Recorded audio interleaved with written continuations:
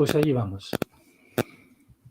Vamos con la segunda de las partes, bueno, la segunda hora más o menos de la primera sesión de la Ley de la Atracción en este taller del 2009, donde vemos a un Jesús completamente joven, esta reencarnación, aunque no existe la reencarnación, ¿verdad? Solo en muy contadas ocasiones.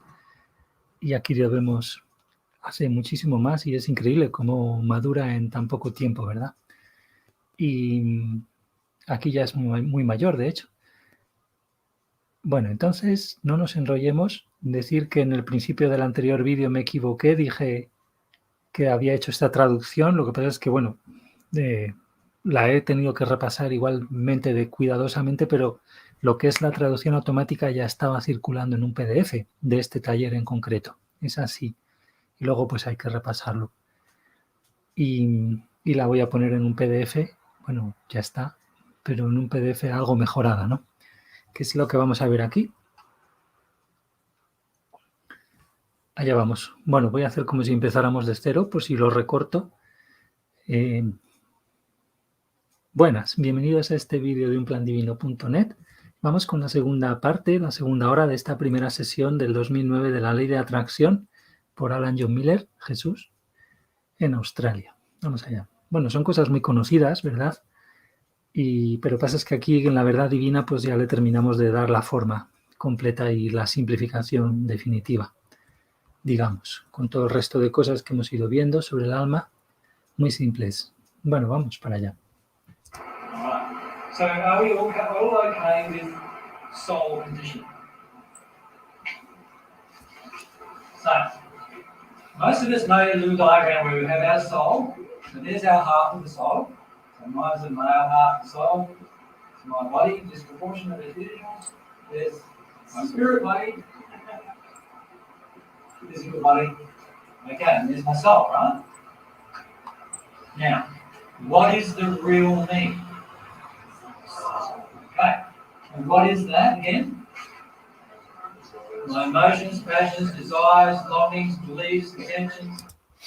Aquí por si no se ha dado uno cuenta al verlo por primera vez, aunque no creo que sea la primera vez, pues aquí tenemos que pinta normalmente el alma como mitad de un alma, que sería este semicírculo de por aquí, por así llamarlo, y este de alguna manera es como que contiene tanto a nuestro cuerpo físico como espiritual, que ahora mismo, pues, por ejemplo, según estoy hablando yo, pues están los dos funcionando a la par, sobrepuestos, por así decirlo. Eso es lo que nos dice la verdad divina, y aquí lo vuelvo a repetir. Sigamos. All those things that we mentioned earlier, okay? So, if I go and get some therapy that actually deals with this, what am I ignoring? My soul. And what's my law of attraction operating on? So I'm not saying don't deal with the spirit body or don't deal with the material body, but the majority of us, when we deal with those two things, we ignore our soul. And it's the soul's emotions that actually create all the illnesses in these bodies, and all the problems with those bodies, and all the attractions of those bodies. So if I'm just going to deal with these two things, all I'm dealing with is the effect of the soul's causal condition. The soul is the cause, and these are the effects. Now I'm saying this because in the spirit world at the moment, quite a number of the spirits have come. And one of the questions that's in a lot of their minds is this question, why do I look so bad? See, on earth, they look pretty good, many of them. You know, you imagine on earth, you're quite a well-off person, say on earth, you know, you can get a bit of a tummy tuck here and there, and a bit of a Botox in the face, and you can keep yourself looking quite good for a long time if you want, right? And you can look in the mirror and see things are not so bad. But you could be a person who has some really terrible desires in you, disharmonious with love. And actually what you will look like from God's perspective is terribly emancipated, like, you know, this terrible looking face that you can even barely recognize. So if you can look at your spirit body in the mirror, which eventually all of us will be able to do. And in fact, God allows us to do this, but we become so afraid of our spirit body because it looks so bad that we've all turned it all off, right? But the truth is that we can look at the spirit body and see our soul's true condition. And, sorry. Yes, yeah. As his soul condition changed. Yes. The Dorian Gray movie. Is there a movie of that? Yeah. Aquí pregunta si hay una película sobre ello y todo eso. Porque él ha dicho, sí, la película de eso. Que claro, es un libro, pero también sigue. And perhaps we can just have the mics because it's important. Fire away. Como veis, apenas se oye el público. Son grabaciones mucho más primitivas, las que hacían en el 2009.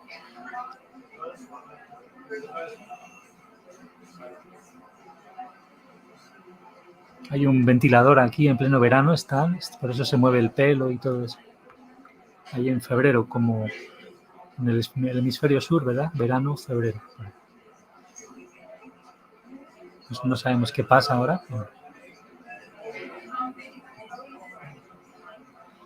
Ya bueno. Les pide silencio.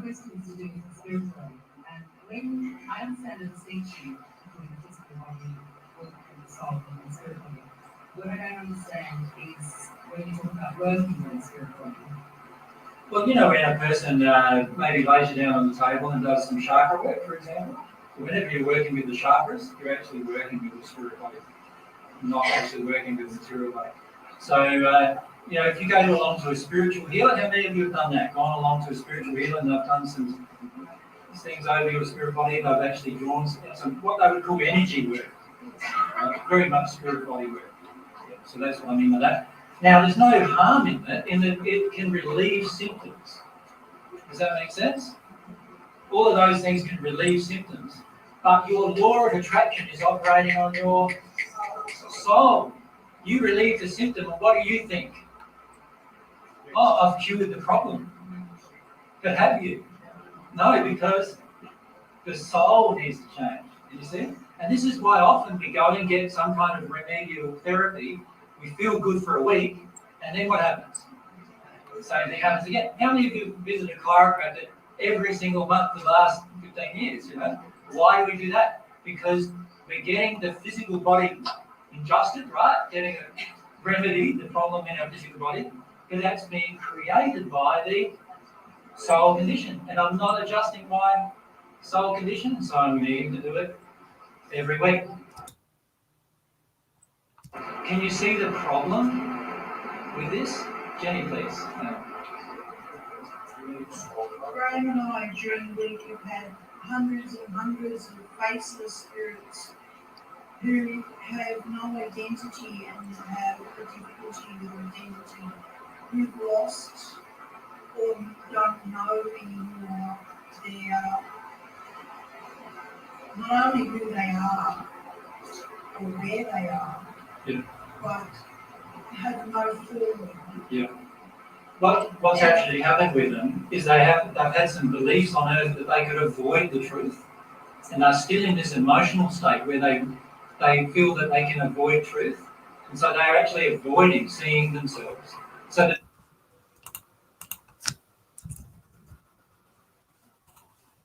truth is they do actually have form, and they could actually look at themselves, but they're so afraid of doing that, they don't want to do that. And so they create this state where they don't even want to see themselves, and it's like they're invisible even to themselves. And you can do that in the spirit world.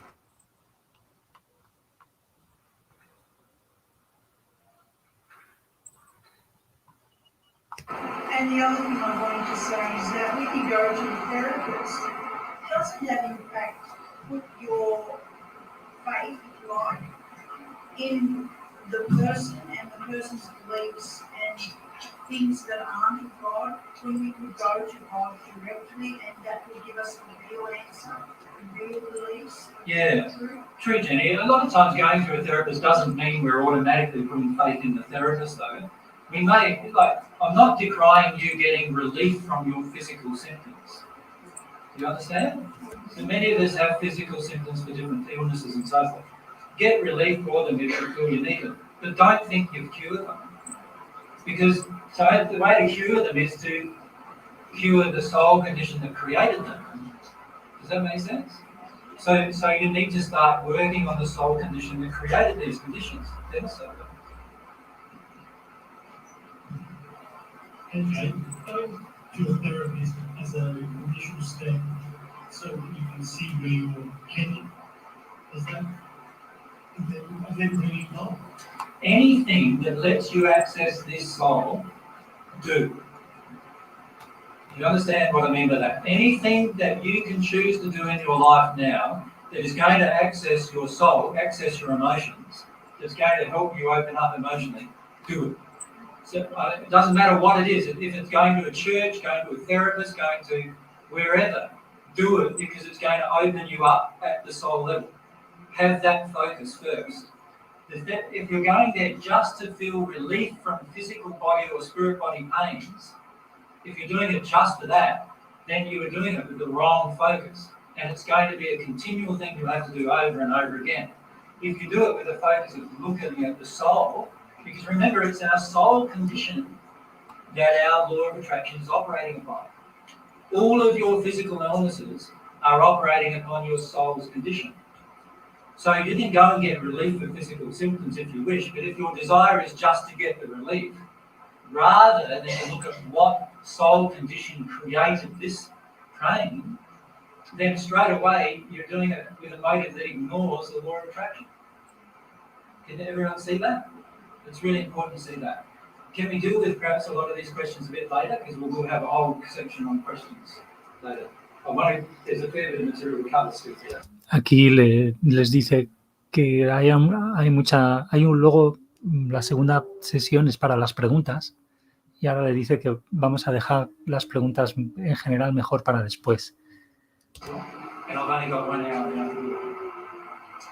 Does everyone understand though how if you focus on your soul, that is your most powerful tool to actually change yourself. But if you focus on the physical body or the spirit body even, and this applies to the spirits that are here too, if you focus on those things rather than the soul, then what will happen is you're going to struggle with regard to this law of attraction. You're going to struggle and you'll struggle and you'll struggle and you'll struggle, and eventually you'll feel so overwhelmed by the struggle that you'll just feel like giving up, right? Okay. Now, many of you are finding this intense emotional roller coaster that you've been going through since you've known me a bit of a struggle. But it is a much, much shorter struggle than what you would have had to have done if you did it any other way. Particularly if we talk about the stuff that we'll be covering in the next sections. Right? I'd imagine if you're in the spirit world, you didn't even know you had soul. Well, that's what the condition, the ones that Jenny just mentioned earlier. They don't even know they have a soul. They don't even know that before. And they don't know why they are where they are. It's a very, very difficult condition to get out from. It's far better to know all of this now than it is to know it much later on, certainly. Let's just look briefly, though, at the scope of the law of attraction. Can I just ask you just before we do that? I asked the questions to be later, Well, because of the soul and the spirit. but I did ask the questions to be later. So what's the law of attraction? Yeah.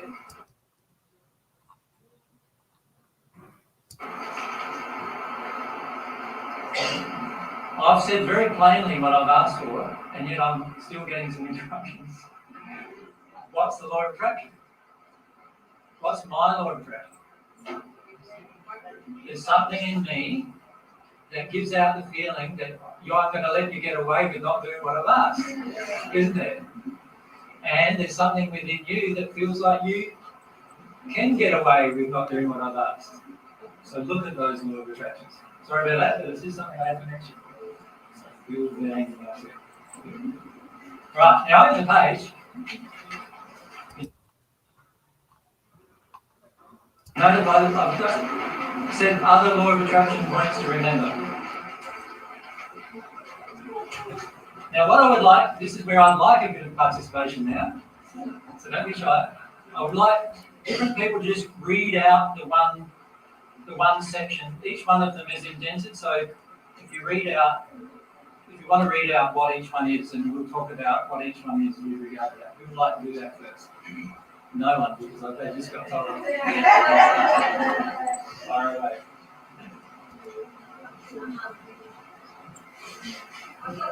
Including the example with the first one. Let's see how. The law of attraction will operate in such a manner as to intensify the soul condition that drives it. Example, if we have murderous emotions, we will attract people, spirits, and situations that seem to intensify those emotions until we become conscious of their existence and have a desire to experience the underlying causes. When we experience the underlying causes, the soul condition changes, and the law of attraction operates in a new soul condition. So does everyone get that? So here's our soul. Here's mine. My soul has a certain law of attraction operating upon it. Does that make sense? It has a certain law of attraction operating on it. And what that law of attraction is doing is it's going out to the universe, and every single thing that I'm feeling is going to be attracted, even from spirits as well. So many of you over our discussions over the last year have been afraid about your spirit interactions. You've been afraid about attracting spirits who are negative in your life. You've been afraid about what they might do to you. You've been afraid about what they're already doing to you, some of you. Does that make sense? But you don't need to be afraid about all those things, because the way the law of attraction operates on your soul condition is that it operates to intensify the emotions until you're willing to experience them. Does that make sense? When you're willing to experience it, then you'll find your law of attraction will change. Then another set of conditions are experienced. Now what happens with the spirits around you at that point is they will leave you if they're not attracted to you anymore. Or they will change because they've noticed you change. But either way, your life will be totally different. So, for example, many physical ailments are caused by spirit obsession. Do you know what I mean by that? What I mean is that even from a young age, many of our illnesses are actually caused by an attachment with a spirit who has that, or who believes they have that illness. All right? And much childhood things like leukemia, childhood leukemia, for example, is a definite spirit attachment on that child. How do we change it? We change it as a parent by changing our soul condition. When we change our soul condition protects our child, and they'll have the spirit will leave them and find somebody else perhaps, but they'll leave our child alone. So our soul condition attracts even spirits around us, and it's all attracting it to intensify or make your emotions so strong that eventually you deal with it emotionally. That's what happens. So every time you intellectually skip over it,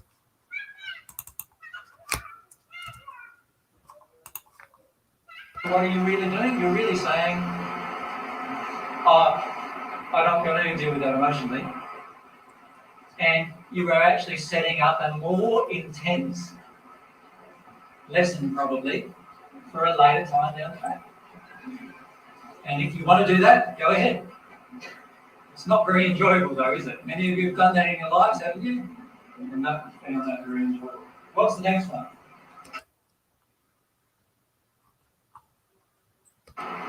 Someone like to just read it out for me?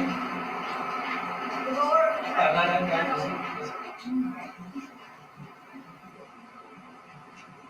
law of attraction represents the free will of the soul of the individual. Yes. Now, do you understand what that means? It means that the free will, remember this soul has its own free will.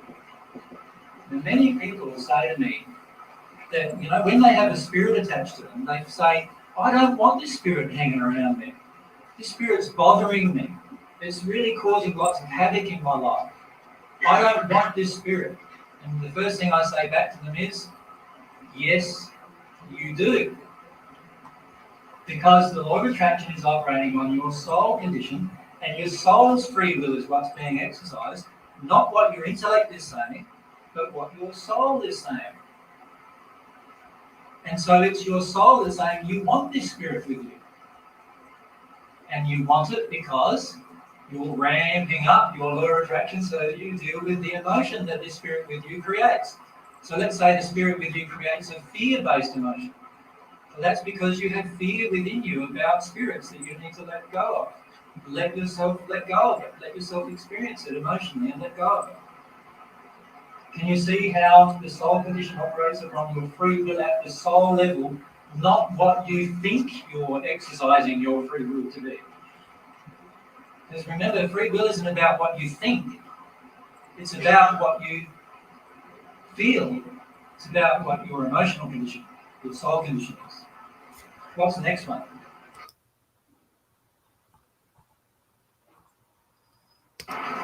Someone like to read that one out for me? Don't be shy.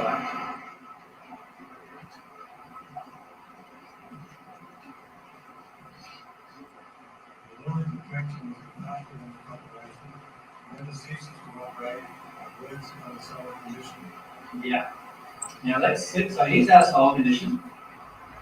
Firstly, our soul condition doesn't change whether we're asleep or awake. Doesn't. It just is what it is. So therefore, the law of attraction is operating upon our soul condition at every single moment. Right? So if you change your soul condition right this moment, the very next moment you'll get a different attraction. Does that make sense? Automatically. But also, the law of attraction is not partial.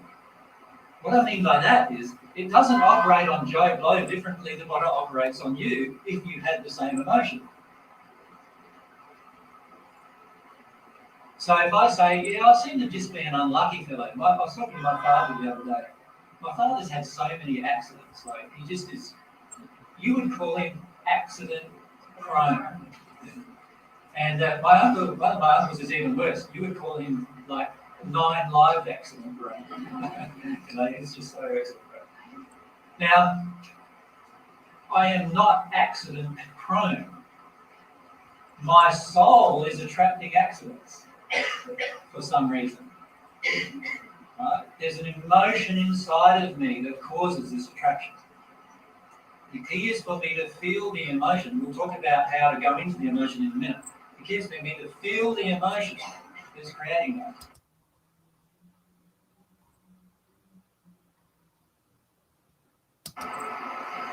What's the next point?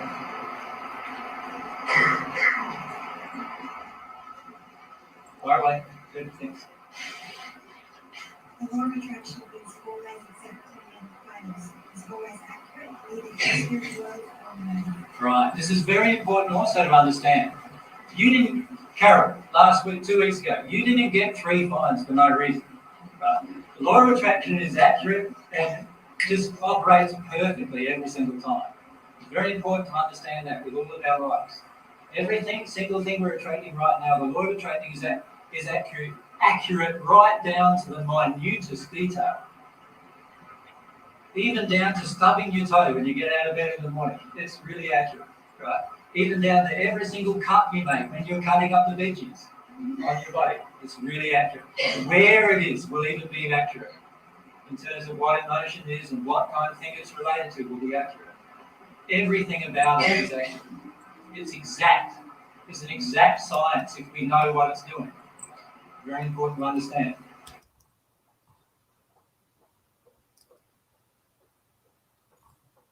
What's the next one? Just The law of attraction causes the most relative harmony to exist in any location on Earth or in the spirit world. Does that make sense to everyone what the term relative harmony means? Alright. Now, on Earth, we don't experience a lot of relative harmony in the same degree that we would in the spirit world. But let me illustrate it in the spirit world, and then you'll see how it applies on Earth. In the spirit world, all the people who have a certain condition of love all reside in the same place. So if you were murderous here on Earth, and I'm not saying that you actually murdered, I mean if you had a murderous emotions in you on Earth,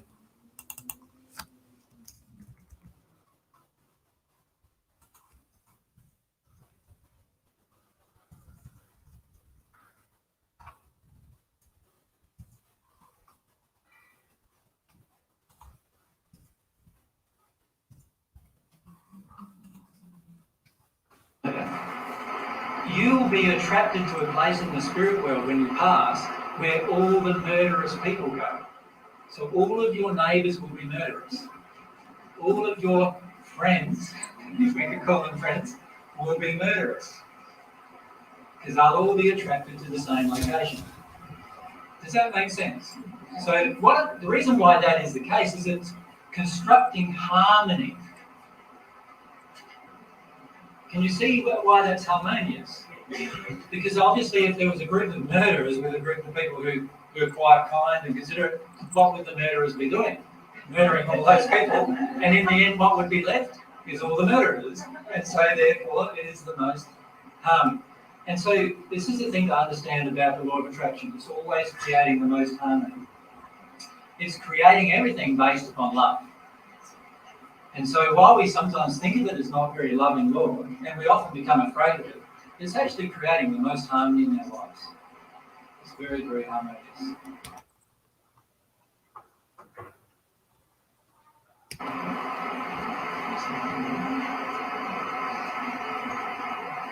All right, what's next? Also, the law of attraction causes our joys to be increased. And I use joys in quotation marks. Because if you enjoy murdering, then your law of attraction will cause your joy to be increased. You will have more opportunities to murder. There's an example in the pageant messages of a lady who had this emotion overcome her. This was in the late 1800s. She had an emotion overcome her where she wanted to murder people. She felt so angry and she just wanted to murder people.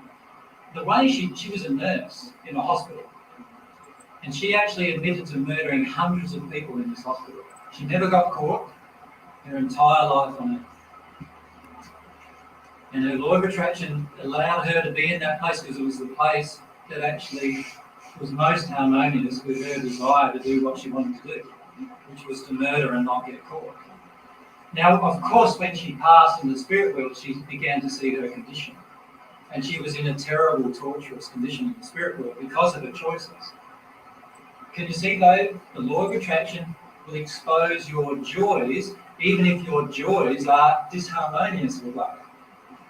So if you have a desire in you, for example, to have as much sex as possible, right, then what will happen is your law of attraction, if it's a real desire within you, your law of attraction will attract as much sex as possible into life. Now, of course, it won't be very helpful to your soul condition. In fact, it will probably make your soul condition much worse than it currently is now.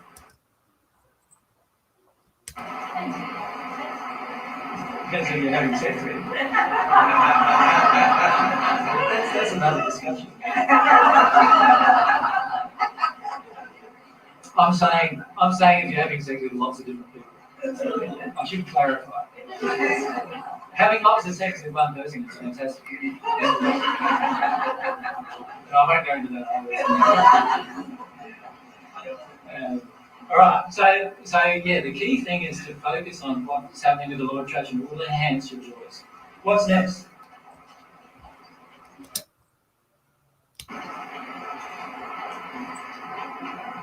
Down, just go along with things.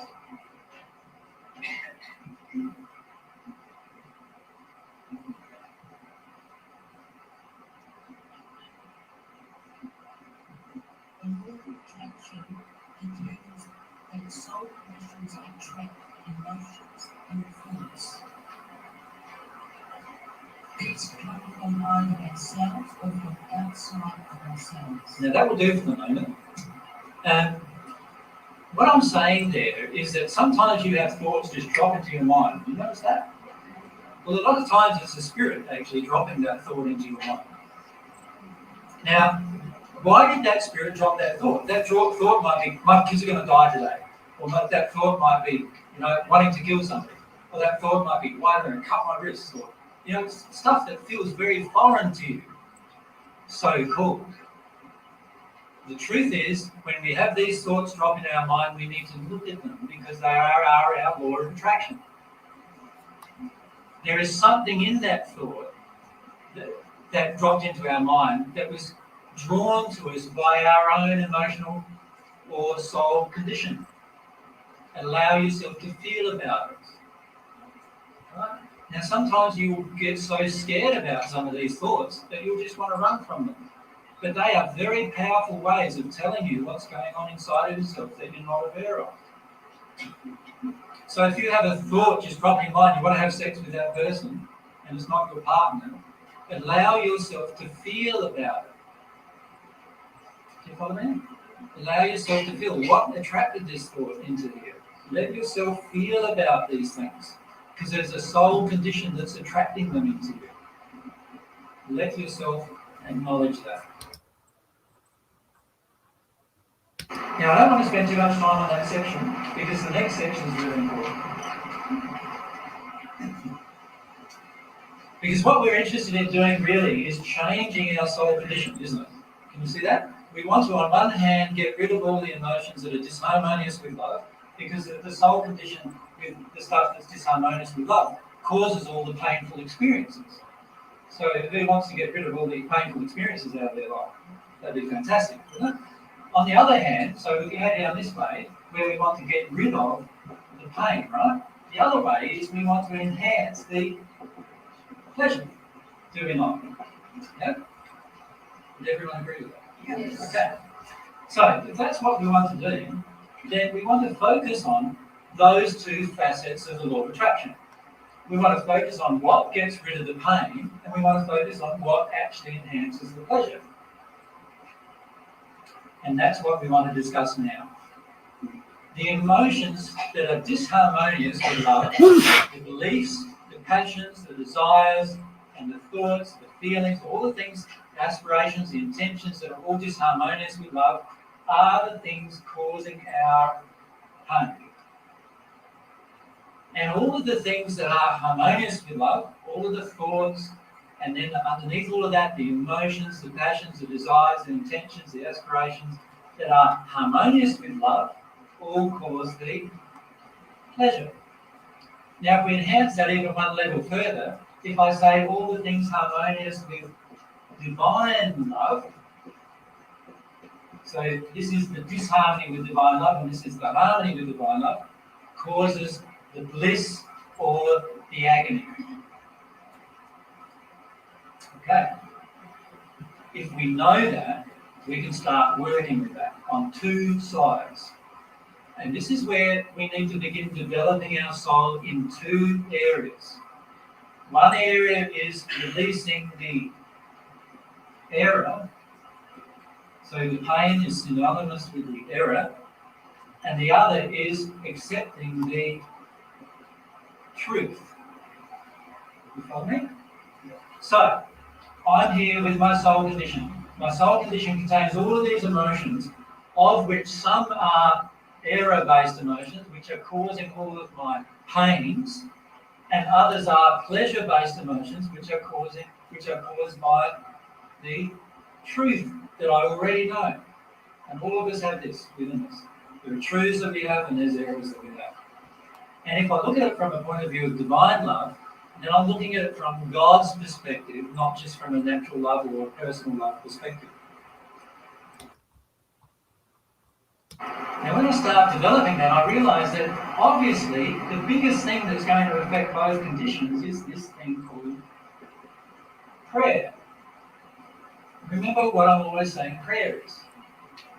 Prayer is developing a desire or longing within your soul for God's love to enter you. Now, you can also pray to God about other things other than God's love, just by developing a desire or longing within yourself to know about those other things. And what will be some of the things you might want to know about if you were progressing with the law of attraction? You might want to know, truthfully know, what are causing your pains, physical pains or emotional pains. And so you talk to God about that. Talk to God about, be honest about your pains. Be honest about the things that are causing you pain in your life with God. And the same goes with your pleasures. Talk to God about those, how you can enhance it. What within you, a lot of times we don't even know what within us created that pleasure. Like, so I've heard some people come up saying, I've got a wonderful husband, but I've got no idea how I attracted him. Right? Well, it would be good to know why you attracted him, wouldn't it? Don't you think? What inside of you caused that? So this is about praying about the truth, becoming aware of what's going on inside of you that created that pleasurable experience as well. Because if we want to enhance the pleasure, it's great to know how we did that. And if we want to actually remove the pain, it's great to know how we do that. And this is what we need to do. So, if we look at it,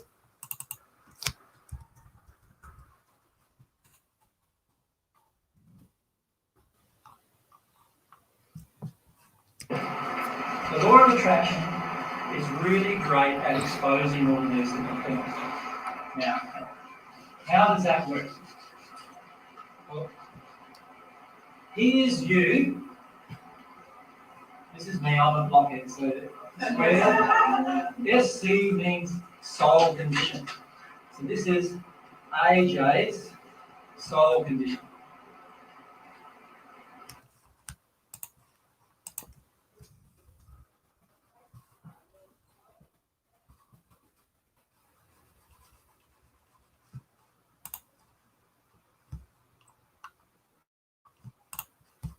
Now, what we do with our soul condition usually is we build a great big castle around it.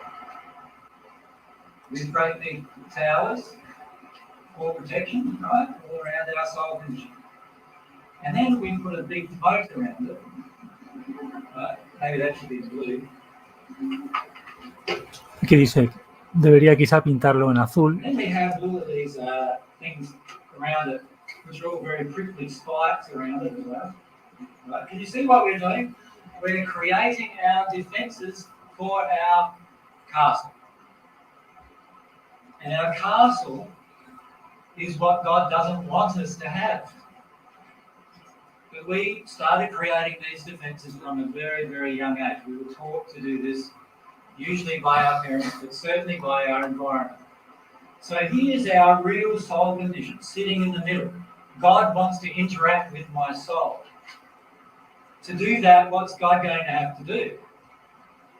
Barge through all these defenses. So let's imagine there's this army, and they're coming to attack our castle for a moment. What will you do when an army attacks you? Okay, yeah, so there's one thing you want to do is defend. So whenever you step into defense, often you're stepping into resistance of actually the law of attraction working on your benefit. You see how often we're opposing the law of attraction in our own actions. Yeah? Now, what else do we normally do? So we defend the castle. What's the best form of defense? Yeah, we're good at that too, are we not? We attack. We go on to the attack. Attack the marauding army that's coming in. What God wants us to do is to actually be free to have this army just come and invade us. But can you see emotionally, that's quite a vulnerable state, isn't it? Can you see that? How many of us want to be vulnerable? Not many initially, do we? We're so much trying to keep everybody at a distance, to keep this soul condition, to keep our emotions, to keep ourselves protected We see that as our self. So this is our, you can say, in here is our soul, our real self, and we're trying to protect it at all costs. But when we have that attitude, we're actually working in disharmony with the law of attraction. Because the law of attraction is that God doesn't want you to defend anything. God doesn't ever want you to go on the attack. Do you think love defends? Do you think love attacks? In the end, love just is, isn't it? It doesn't need to defend and it doesn't need to attack. Right? So in the end, we will want to stay in harmony with truth ourselves, and obviously we want to support whatever the truth is. But we can stay firm with that without defending or going on the attack. What God wants us to do emotionally is to open up all of these barriers. Right, so let's put it in a practical situation. I'm married. I have a mother-in-law. How many of you are mother-in-laws? More than that. Nobody wants to own up to being a mother-in-law. Why? Because she's a maligned person, and she is often a maligned person. And the reason why is that she's often thought of as the army. So let's call her the mother-in-law.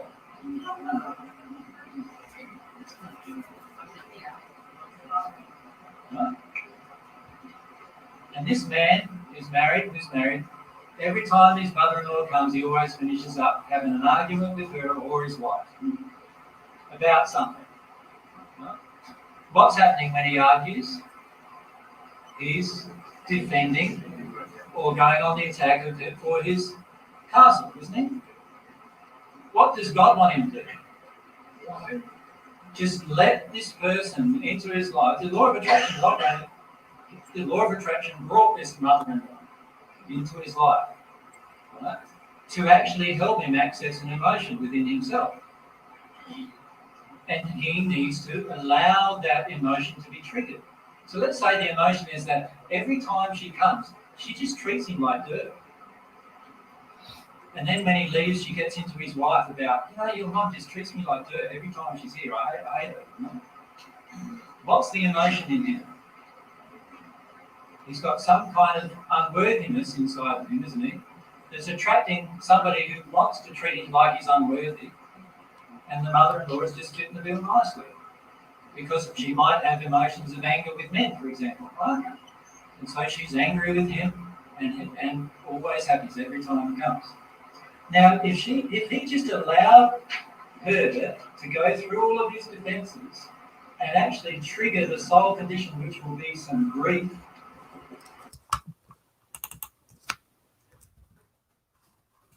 right? She'll trigger some grief about how he's feeling about himself.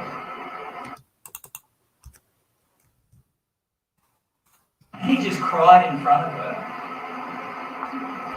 which is probably the opposite thing that he wants to do, right? What does he want to do instead? Yell and scream, get it and go.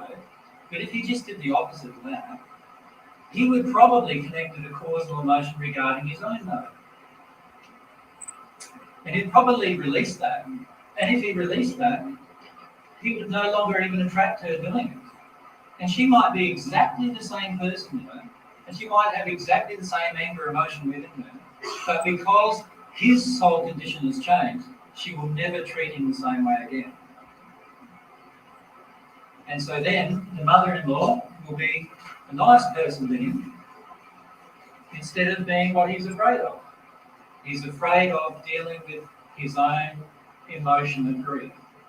And she is the perfect trigger for that thing.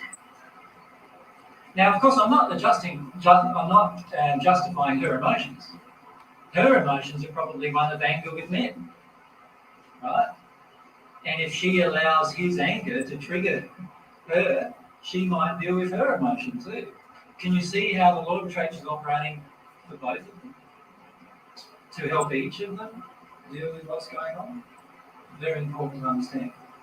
So, what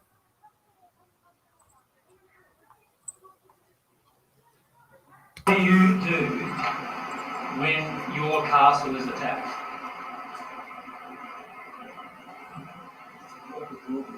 Drop the drawers. Open it up. Let it all go. This is what we finish up doing. The first thing we do generally is we resonate with what's going on. So,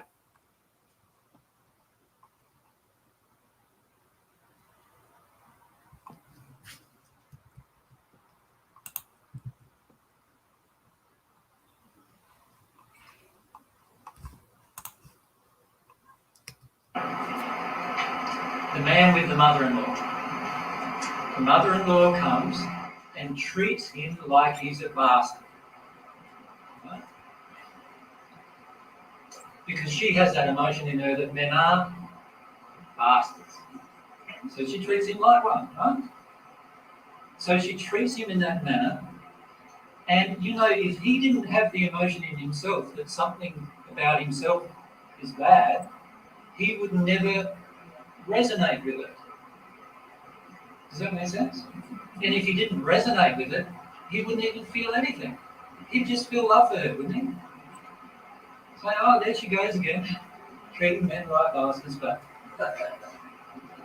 doesn't worry me, I'm not a bastard. Now, it can only be an emotion inside of himself that starts resonating with him, doesn't it? And this is what happens to us all. If the emotion is in us, it resonates. It's like a singer when the opera singer when they sing a high note, and their window panes or something vibrate or the glasses explode. You've heard of that, right? That's called resonant frequency.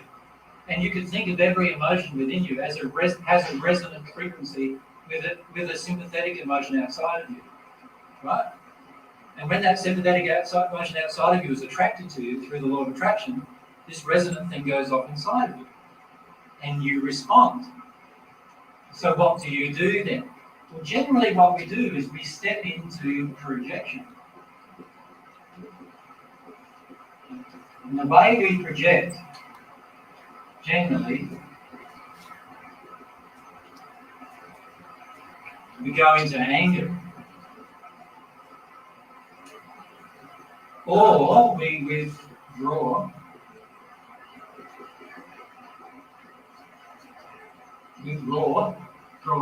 Or we love it away.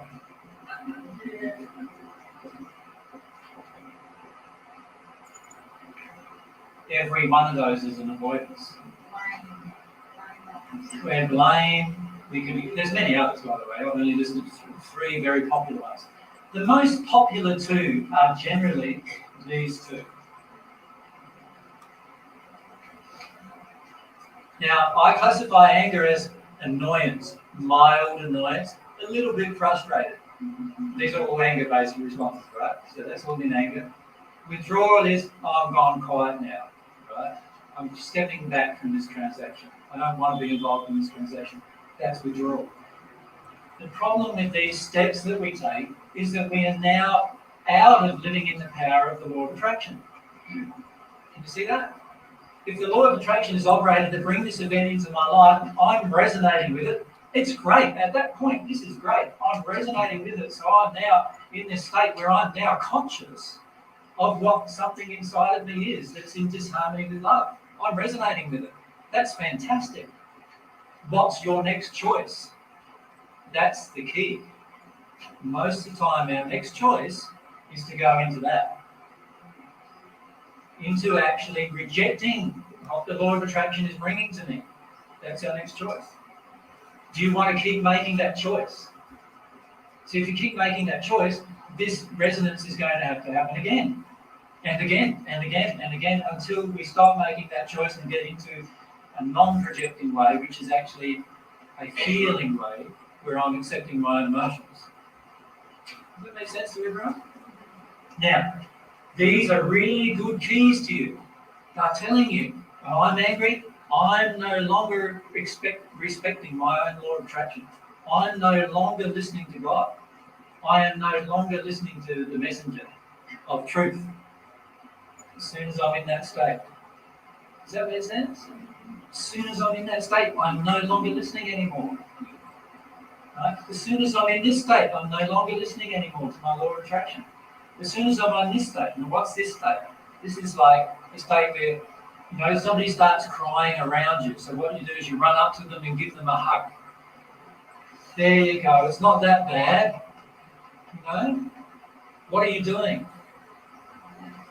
They've just resonated. They're just in their emotion. And what are you trying to do? You're trying to suppress it. Why are you trying to suppress it? Because there's an emotion in you that's resonating with their resonant emotion.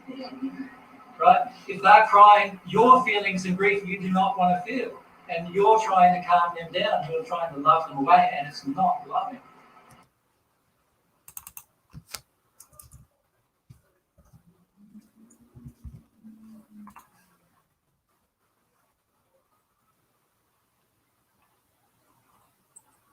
It's in fact the opposite of love. It's actually very harmful and damaging because you're making out to yourself it's love. It's even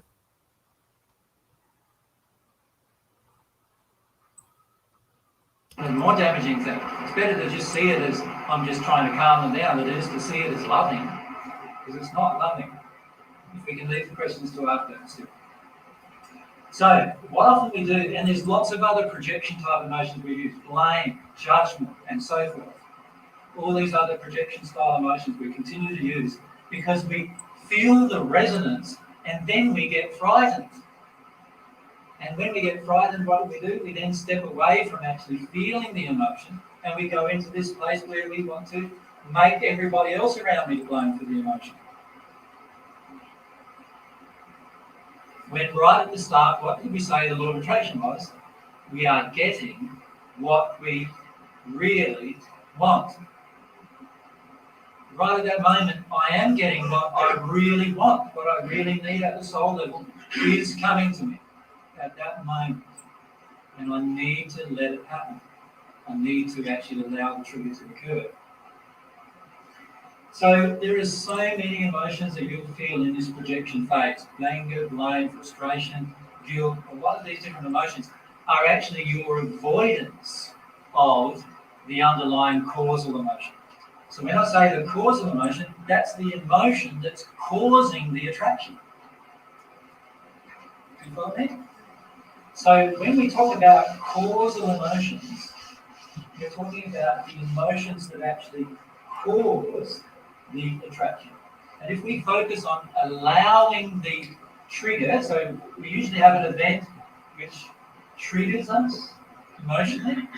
So I might be driving along the road, I've used this example hundreds of times, right? Somebody cuts us off. Trigger emotion, fear. Trigger emotion into anger. When I'm in anger, what did I just do? I just skipped through the resonance and I'm now in the projection on the denial. And that can happen in 1 second. How many times has that happened to you in 1 second? You haven't even been conscious of all of that going on in your soul. Your soul is so fast at processing everything. A lot of times you don't even know it's happened by the time it's happened. Right? Now when we get these triggers, allow them to actually affect you emotionally. Stop intellectualizing them away, stop avoiding them, allow them you to feel them. So if, let's say the trigger is right at this point, a man treated me like I was unworthy to be heard. So that's my trigger. That's the trigger for an emotion that's inside of me of unworthy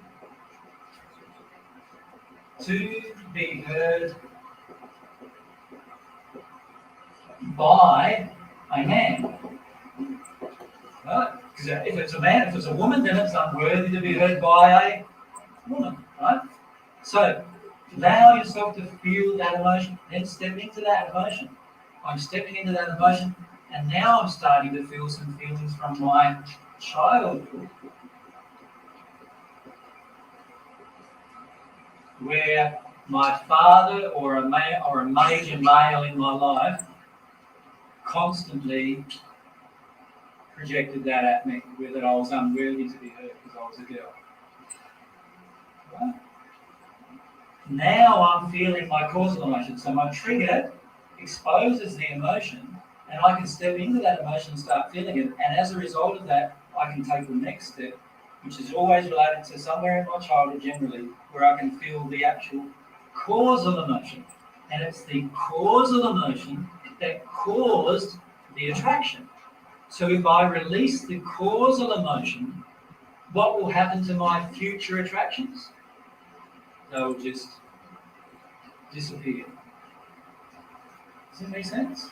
That's how you make them disappear. Okay. And I've got a quarter now. And I want to go on to the next section. Oh, one thing I need to say. Under that section, when the law of attraction events happen, I say, look at your personal reasoning. If you're saying, and many of you have done this with me in your private discussions, if you're saying to yourself, he did that to me, or she did that to me, or this happened to me, you are actually not respecting the law of attraction. If you respect the law of attraction, your own internal feelings will be, I attracted this event. You will always go there.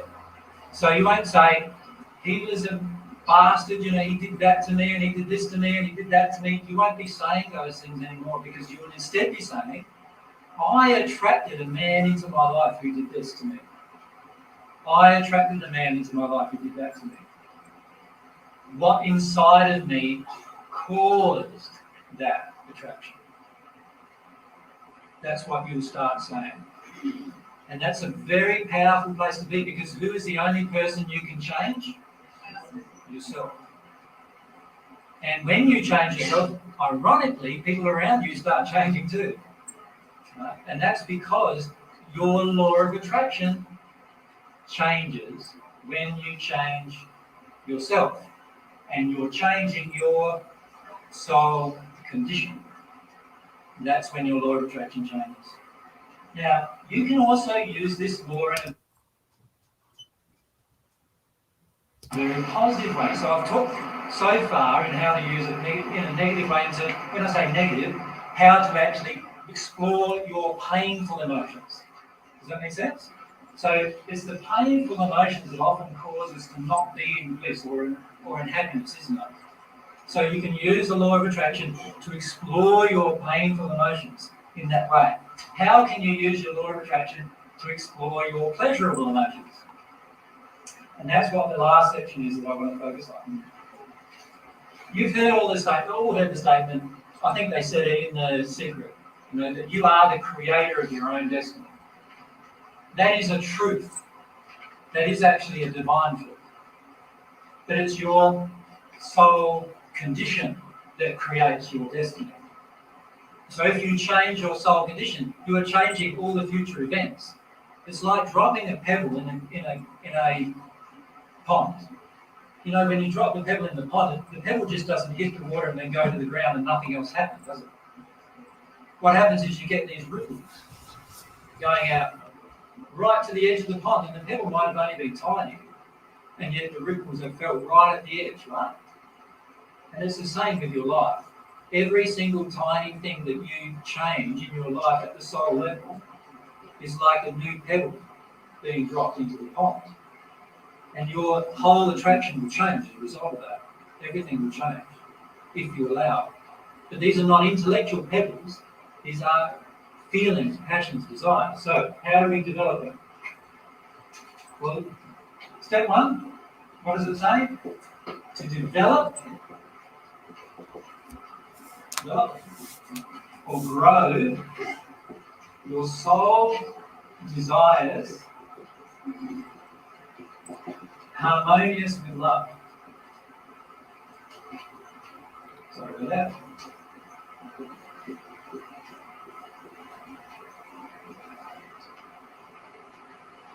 Now, in The Secret, they suggest that is the process of asking. So in other words, when you ask, often it was said, and again it's a quote from Moses in the first century, and that is, if you ask, you shall receive. You see, again, most people don't understand that. It's what you ask for at the soul level. So it's the soul condition that's asking. Right? So if I can be more specific, it's actually developing or growing your soul desires that is causing the asking. Now, you can develop or grow your soul desires in a completely negative way, can't you? Like, you can develop your soul desires to become a murderer and really become quite good at it. Right? There's been people in history that have done that, and have murdered millions of people as a result of their desire. Right? That's not what I'm suggesting, because that's not going to bring you happiness. Right? What's going to bring you happiness is when you grow the soul desires that are harmonious with love. And if we want to even be more expressive, the ones that are harmonious with divine love are going to even be greater in their power and their blessings and their bliss than the ones in harmony with natural love. So you can develop your desires there. That's step one. So is a desire to have a good relationship with your partner a harmonious with love desire? Well, it could be. It might not be, because you might do it using methods that are untruthful. So I'm not suggesting you do that either. In other words, you might not tell your partner the truth, and that's how you have a good relationship. Because he's only hearing good things about himself, and he never hears anything that is in error about himself. So I'm not suggesting that either. I'm suggesting that the stuff that's going to bring you the most bliss in your life is when you are going to do this harmonious with love and truth. All right? And then, you know, it's the end truth that most of us have problems with, isn't it? We're happy when we think about love. When we think about truth, we often become quite unhappy, because often we don't even know what the truth is, or we do know what the truth is, but we're afraid to say it. But honestly, if you develop and grow the soul desires harmonious with those things, what will happen is your life will change very rapidly to becoming a blissful and happy life. You will go through lots of emotions in the process, very rapidly, if you do that. Right? What's the next step?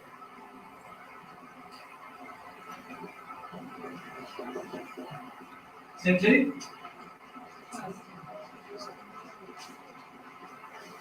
Let's just call it, have faith that it's going to happen. Trust that it's going to happen. Have faith. Having faith is very interesting. You can create faith as well, by the way. Now let me put it in a really probably crass illustration. But let's say for a moment, some of you guys here, how many of you would love to have a sports car in your life? Like, a few of you? Yes. I was one of those, by the way. I didn't have one. So I can't, this is why it kills me.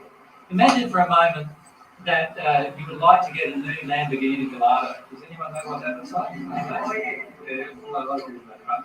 Imagine that. Now, I'm not suggesting that's harmonious with divine love, because the truth is it isn't harmonious with divine love. A car pollutes, so straight away it's not harmonious with divine love, right? But anyway, let's say it's harmonious with my desire, and I can lose my law of attraction in this manner. So I desire this vehicle. How can I build my desire? Well, I could actually start thinking about myself driving the car, couldn't I? I could even more powerfully go to a place where I can test drive the car and actually sit in the car. Can you see how the more emotional things I do, the greater my desire is going to become? Now let's look at some desires harmonious with love. One of them, I know many of you are thinking you want to teach these truths to others, right? So many of you are afraid of that. But if you exercise your desire harmonious with love, you will want to teach, probably. So start picturing yourself teaching for a moment, and allow yourself to work through some of those emotions that cause you to feel afraid of that.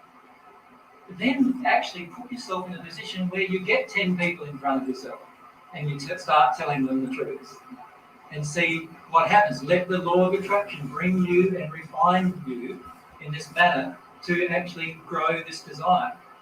You follow me? Allow you.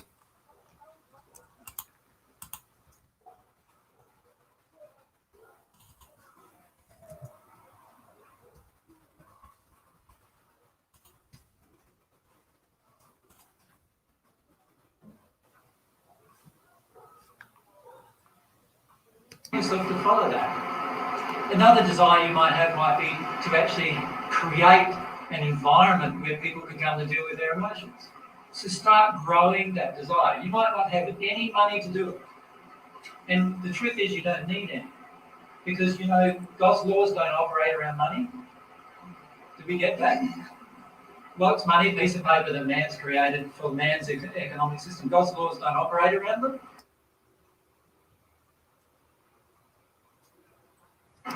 So the truth is that if you have a soul desire to do something, you don't need money to begin it. You just need the desire. But when the desire comes, everything else that you need, and if money is one of those things you need, that will also come. Does that make sense to everyone? This is how faith works.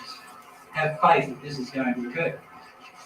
But the third thing you need to do is, and that's the same as what the secret says, is to allow, I will read except I can see, allow yourself to receive. You know, one of the biggest problems that we have is that we ask for something, we feel like we believe we're going to get it, the very next day it's offered to us in a completely foreign form that we would ever normally allow ourselves to receive. And so what do? We reject it. And God just went, oh, doesn't she know that I've given her everything she wants right now? Right? And yet often this is what happens, right?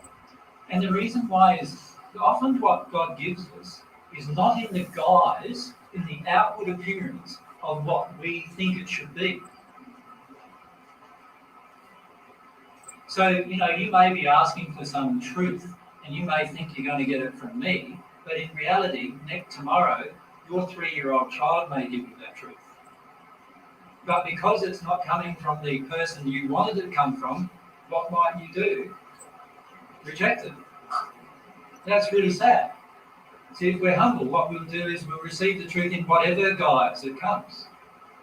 Can you see that? So allow yourself to get into a condition where you're willing to receive. Now that takes working through a lot of emotions of unworthiness. Can you see that every emotion of unworthiness I have in the inside of me is going to affect my ability to receive something that is good, including love. Bien, aquí ahora lo que sucede es que se me había olvidado que un pequeño cacho de esta segunda hora está al comienzo de la segunda sesión, así que la vamos a abrir ahora. Solo va a ser 1 minuto más para acabar esta segunda parte de la primera sesión. Vamos a ver si no aparece ningún anuncio y acabamos. Bueno, si aparece, vamos a intentar callarlo. Sí, lo he conseguido callar. Vamos a poner el otro un momento. Y aquí estamos. Saltan anuncios. Bien. ¿Veis? Como veis, empieza el vídeo directamente con él porque está cortado. Y a ver qué...